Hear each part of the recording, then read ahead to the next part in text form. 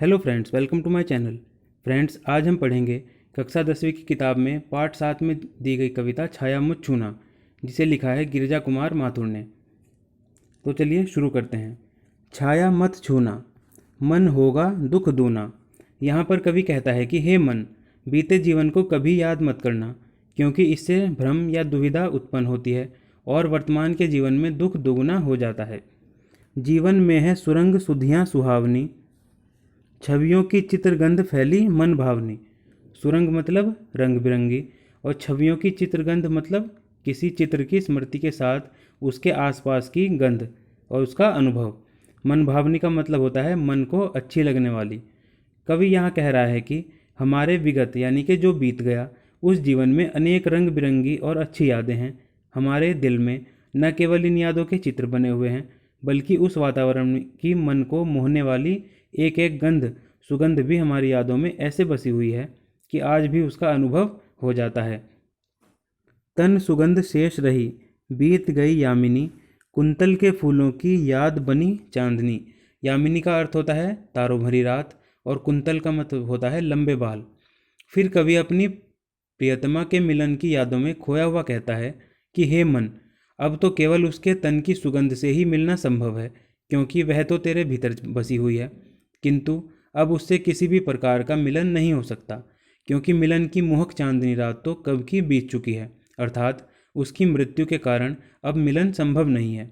हाँ, अब तो चांदनी रात को देखकर उसके काले घने बालों में गुंथे सफ़ेद चांदनी के पुष्पों की सिर्फ याद आ जाती है। भूली सी एक छुअन बनता हर जीवित क्षण। छुअन मतलब एहसास, और जीवित क्षण का मतलब होता है जीता जागता अनुभव। फिर कवि कहता है कि जब उसकी याद आती है तो बीते जीवन का स्पर्श भी साकार हो जाता है, अर्थात ऐसा लगता है कि प्रिया ने अभी अभी मेरा स्पर्श किया है। छाया मत छूना, मन होगा दुख दूना। कवि कहता है कि मगर हे मन, ये यादें अब कभी जीवित नहीं हो सकती। हाँ, इनका भ्रम जरूर हो सकता है, और यह भ्रम हमेशा दुख और पीड़ा को बढ़ाएगा। इसलिए तू इन यादों से अब दूर ही रह। यश है ना वैभव है, मान है ना सरमाया, जितनी ही दौड़ा उतना ही भरमाया। वैभव मतलब धन संपत्ति, मान का मतलब होता है इज्जत या फिर सम्मान, सरमाया पूंजी, और भरमाया का अर्थ है भ्रमित या फिर भटका हुआ। फिर कवि कहता है कि इस जीवन में यश, वैभव, मान सम्मान आदि किसी भी चीज़ का कोई महत्व नहीं है। इस जीवन में व्यक्ति इस प्रकार की पूंजी प्राप्त करने के लिए जितनी भी भागदौड़ करता है, उतना ही अधिक जीवन में भटकता जाता है। प्रभुता का शरण बिंब केवल मृग तृष्णा है, हर चंद्रिका में छिपी एक रात कृष्णा है। प्रभुता का शरण बिंब मतलब बड़प्पन का एहसास, और मृग तृष्णा का अर्थ है मृग को दूर कहीं जल का एहसास होता है जबकि वहाँ जल नहीं होता, या फिर हम कह सकते हैं मृग मरीचिका। कवि कहता है कि धन संपत्ति मान सम्मान पाकर बड़ा बनने का एहसास ऐसा है जैसे कि हिरण रेगिस्तान में भ्रम के कारण पानी के लिए इधर उधर दौड़ता रहता है, फिर भी प्यासा ही बना रहता है, क्योंकि उसको पानी का केवल भ्रम ही होता है। जीवन की सच्चाई भी यही है कि हर चांदनी रात के पीछे एक घनघोर काली रात छिपी होती है, अर्थात सुख के पीछे दुख की काली छाया भी छिपी हुई होती है। जो है यथार्थ कठिन, उसका तू कर पूजन। यथार्थ मतलब जीवन की सच्चाई।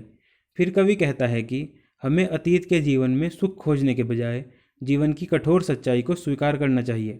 इस सच्चाई का सम्मान अर्थात पूजन करना चाहिए। छाया मत छूना, मन होगा दुख दूना। फिर कवि कहता है कि अतीत की यादों में तुम खोए रहो, मत खोए रहो, वरना मन और भी ज़्यादा दुखी हो जाएगा। दुविधा हत साहस है, दिखता है पंथ नहीं, देह सुखी हो पर मन के दुख का अंत नहीं। दुविधा हत साहस मतलब साहस होते हुए भी दुविधा में रहना, और पंथ का मतलब होता है मार्ग या फिर रास्ता, और देह का मतलब होता है शरीर। फिर कवि अपने मन को संबोधित करते हुए कहता है कि हे मेरे मन, इस जीवन में अनेक दुविधाओं के कारण भले ही तुझे भ्रम हो रहा हो, कोई रास्ता नज़र ना आ रहा हो, फिर भी तू अतीत की सुहानी यादों में मत खो जाना, क्योंकि इससे दुविधाएं समाप्त नहीं होंगी बल्कि तेरे दुख और बढ़ जाएंगे। दुख है ना चांद खिला शरद रात आने पर, क्या हुआ जो खिला फूल रस बसंत जाने पर। शरद रात का मतलब होता है सर्दियों की रात। फिर कवि कहता है कि शरद ऋतु का आ गई है, आसमान भी स्वच्छ है, पर फिर भी चांद नहीं दिख रहा है, इसका तुम्हें बहुत दुख है। कवि कह रहा है कि सर्दियों की रात आ गई है, आसमान एकदम साफ और स्वच्छ दिखाई दे रहा है, पर फिर भी मुझे चांद नहीं दिख रहा है, इसका बहुत दुख है। अर्थात तुम्हारा प्रियतम रूपी चांद आज उपस्थित नहीं है। फिर कवि कहता है कि रस बसंत के बीत जाने पर फूल के खिलने का कोई लाभ नहीं। अर्थात प्रियतमा के जाने के बाद, उसकी मृत्यु के बाद जो उसके लिए प्रेम उमड़ रहा है, उसका अब कोई लाभ नहीं है। जो ना मिला भूले, भूल उसे कर तू भविष्यवरण। भविष्यवरण मतलब भविष्य का ध्यान करना।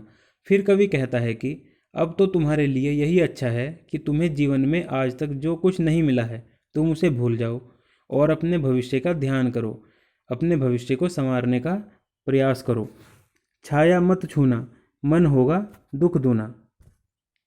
फिर कवि कहता है कि हे मन, अतीत की यादों को याद करके तुझे कुछ नहीं मिलेगा, उससे तो तेरे दुखों में वृद्धि ही होगी, इसलिए तू उसका स्मरण ना कर, तू उसको भूल जा और अपने भविष्य को संवारने का प्रयत्न कर।